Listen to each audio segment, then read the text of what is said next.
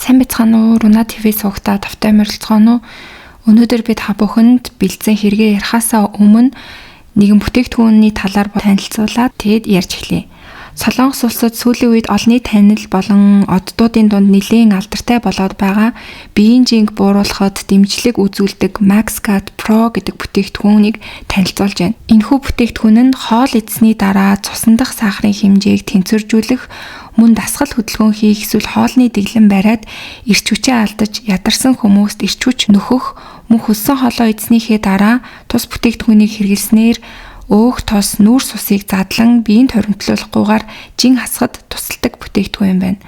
Та бүхэн бүтээгдэхүүний талаар орц найрлага, дэлгэрэнгүй мэдээллийг нь бүтээгдэхүүний Facebook болон Instagram хуудаснаас нь авч болох юм. Өнөөдөр та бүхэндээ Солонгос улсад гарсан нэгэн хэргийг ярих гээд бэлдлээ.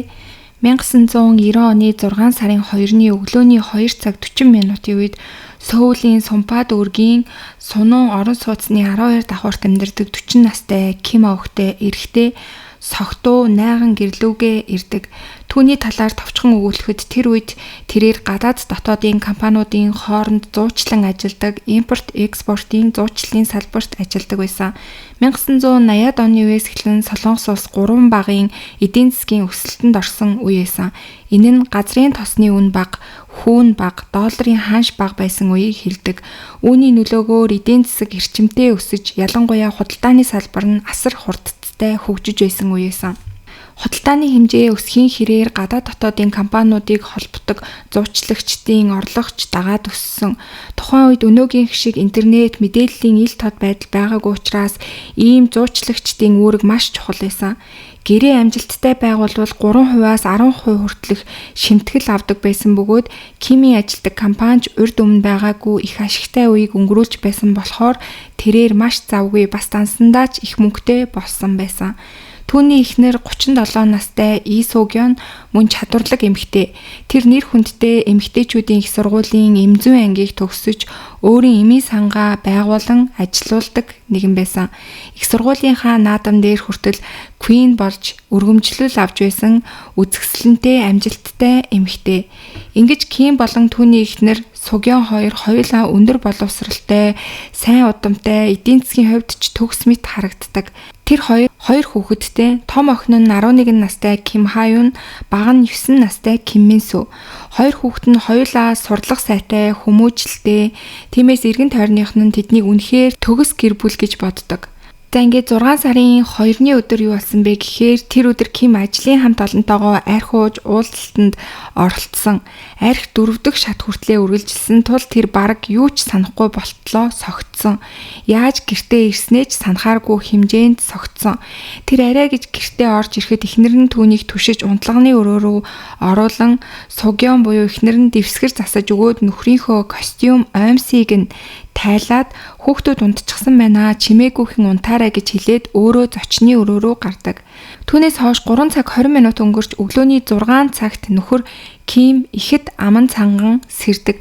Согтууруулах ундааны нөлөөнөөс толгой нь өвдөж бие нь ихэд хүнд байсан болохоор эхнэрийгээ дуудан надад ус өгөөч гэж дуудсан ч гэрээс нь ямар ч чимээ хариу сонсогддоггүй. Нэг л сонир санагдсан Ким арай гэж босоод хэд алхтал хөл доор нь наалдамхай зүйл мэдрэгддэг. Доошо хартал бараан улаан цус байсан. Цааш нь хартал хаалганы босгон дээр цустай хутга байгааг ч хардаг. Цочирдсан тэрээр зочны өрөө рүү гүйн гарч иртэл хамар цоргом хүчтэй цусны өнөр өнөртөж шал бүхэлдээ цустай мөрөөр дүүрсэн байсан. Телевизийн антен тасарч унсан, ширээний цаг, үсний хавчаар гэх мэт зүйлсүүд газар замбраагүй хэвтэж байсан.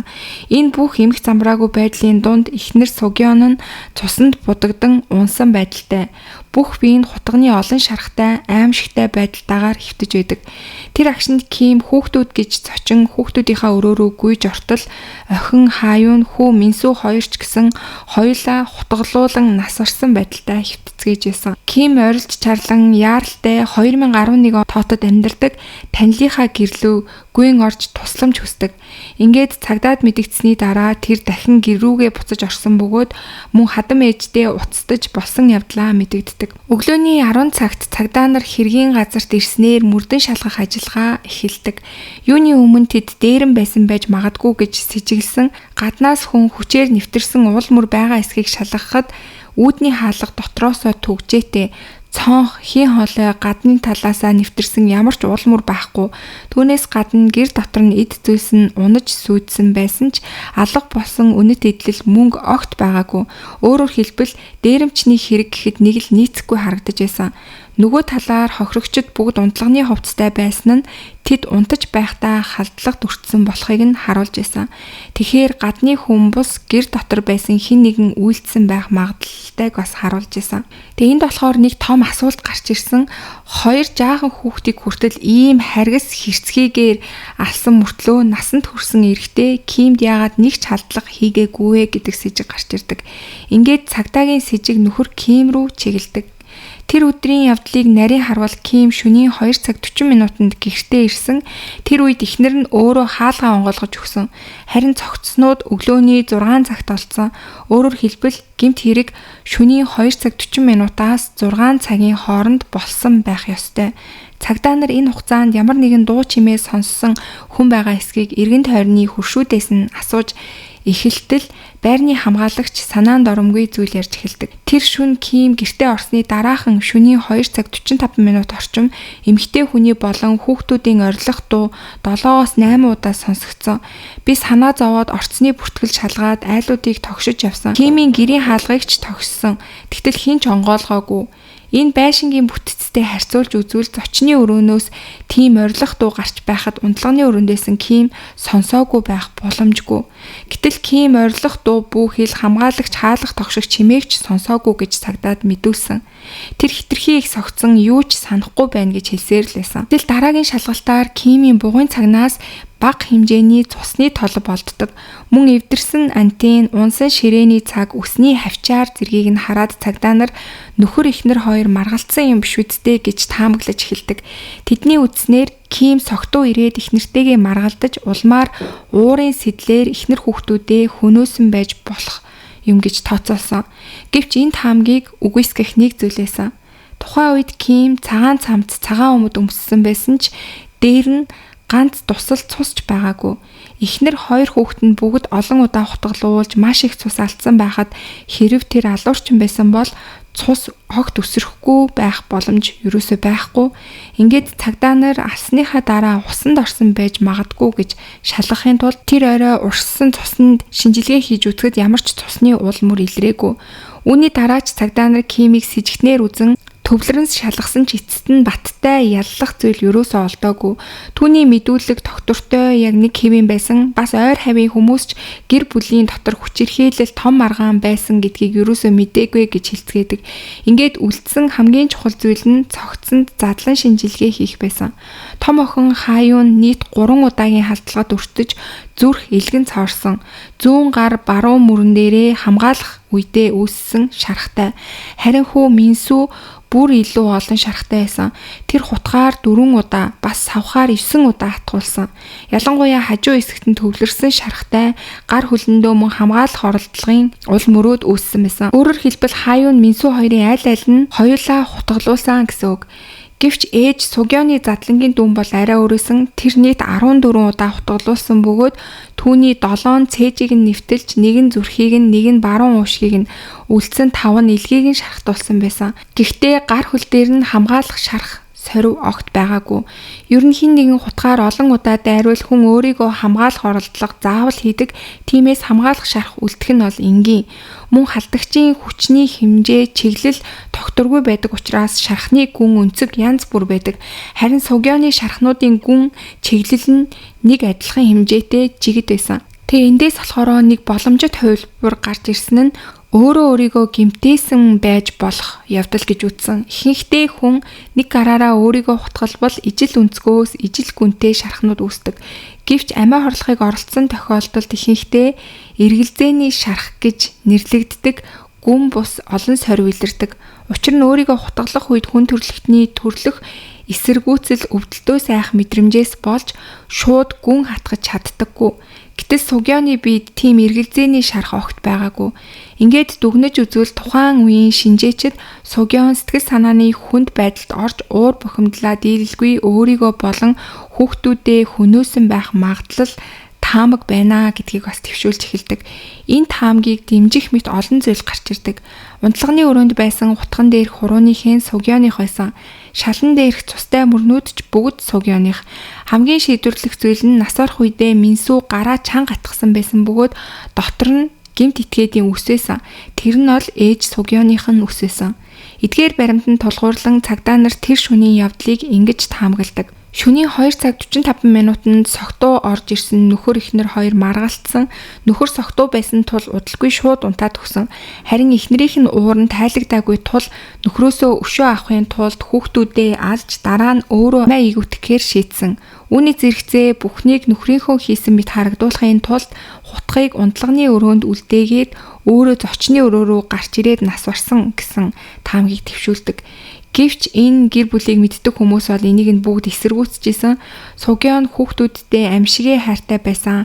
Тийм хүн ийм зүйл хийн гэж байхгүй.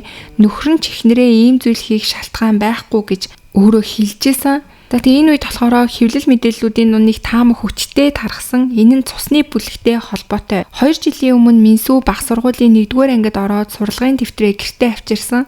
Тэгээ тэн дээр болохоор цусны бүлгийн шинжилгээний хариуг нь A бүлэг гэж биччихсэн байсан. Үүнийг хараад эцэг эх нь маш их гайхсан. Учир нь нөхөр Ким, эхнэр Сугион, том охин Хааюн 3 бүгдээрээ 0 бүлгийн цустай байсан. Ерөнхий ойлголтоор бол 0 ба 0 бүлгийн эцэг эхээс А бүлгийн хүүхэд төрөх нь бол маш ховор тийм тохиолдол бараг боломжгүй гэж үзэгддэг үеэсэн. Ингээд нөхөр нь эхнэрээ араар тавьсан байж магадгүй гэж сэжиглэж эхнэр нь ч гомцсон сэтгэлээр тэгвэл бүгд дахин шинжилгээ өгье гэж санал болгосон ч тийм амар энэ нь шийдэгдээгүй. Нөхөр нь хүүхэд байхдаа ч цэрэг байхдаа ч цусны бүлгээ 0 гэж гарч байсан учраас өөрийгөө 0 гэрдэгт бол бүрэн итгэлтэй байсан.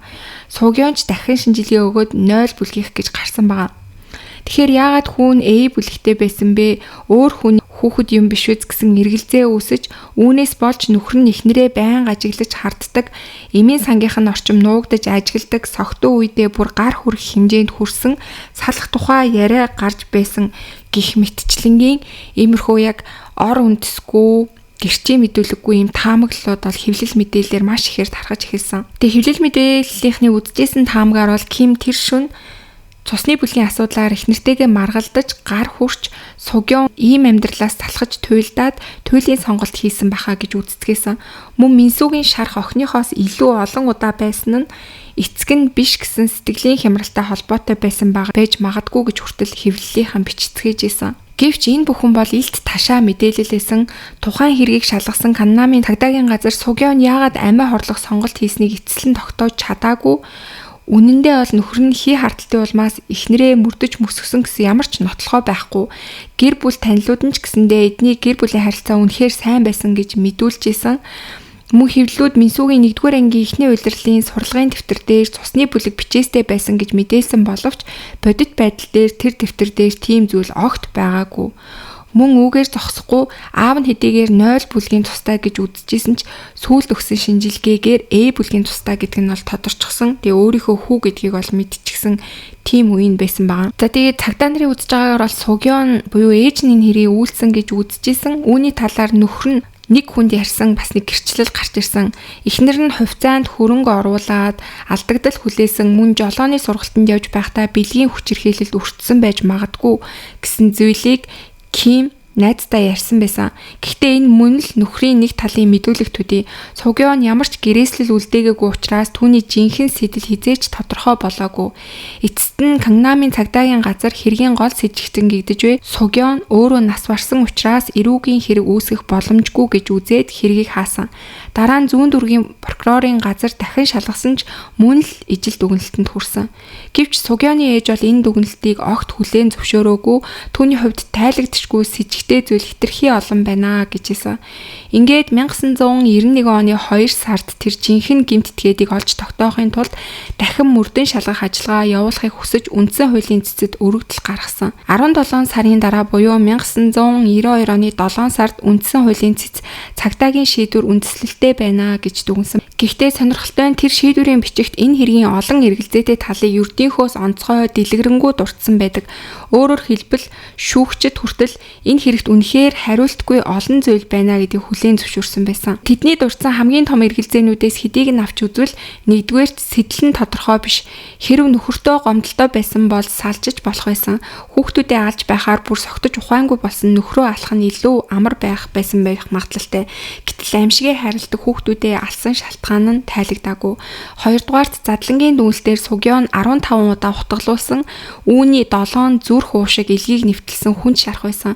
Ийм шарах авсан хүн хутгаа унтлагын өрөөнд үлдээгээд зочны өрөө рүү гарч өгсөн гэх логик бол маш сул. Түүнчлэн хүн өөрийнхөө цээжийг 7 удаа дараалан гүн хатгана гэдэг бол байж боломгүй юм шиг харагдчихсан. 3 дугаарт хүү Минсүгийн шархнуудын зарим нь савхаар үүссэн гэж тогтоогдсон. Нийт 9 удаа савхаар хатгуулсан байсан ч хэргийн газраас цустай савх нь олдоогүй. Хэрв Сугён хүүхдээ алсан бол гэр дотор зэвсгээ нуух ямар хэрэг байсан юм бэ гэж үзчихсэн. Өөрөөр хэлбэл бүх талаас нь харахад 3 дахь этгээдийн үйлдэл байсан байж болцсогүй боломжийг бүрэн үгүйсгэх аргагүй. Гэвч ийм олон эргэлзээ үлдсэн хэвээр байхад хэрэг хаагдсан. За ингээм 1990 оны 6 сарын тэр шөнө үнэхээр Сугён өөрийн хүүхдүүдийг хөнөөсөн үү, эсвэл бидний мэдгүй 3 дахь этгээд байсан уу, эсвэл Ким согтуудаа бүгднийг хөнөөсөн үү гэдэг нь бол одоо хүртэл ингээд тааварлшгүйгээр үлдсэн байгаа. Учир нь энэ хэрэг хаагдсан учраас дахиж энэ хэрийг бас сөхөөгүй. За тэгээ миний бодлоор бол тухайн үе нь 1990-ад оноос учраас шинжлэх ухаан бас тийм сайн хөгжөөгөө байсан болохоор энэ хэрэг бол ингээд хаагдсан байх гэж бодож байна. Хэрвээ яг орчин үед гарсан байсан бол шинжлэх ухаан маш сайн хөгжсөн учраас хөлний тэр мөр ч юм уу ДНХ-гээ бүх тэр зүйлсүүдээр нь хэрэгтэн бол зайлшгүй тодорхой болох байсан баха гэж би бодож байна. За тэгээ та бүхэн бас юу гэж бодож байна? Яг хэрэгтэн хэн байсан бол гэдэг дээр өөрсдийнхөө сэтгэлүүдийг бас комент хэсэгт бичиж үлдээгээрэй. За ингээд өнөөдөр ч гэсэндээ миний бэлдсэн дугаарыг сонссон та бүхэндээ маш их баярлалаа. Сувг дээрээ лайк, subscribe дарж суугаад дэмжихээ битгий мартаарай. Удахгүй эргээд дараагийнхаа дугаараар уулзцгаая.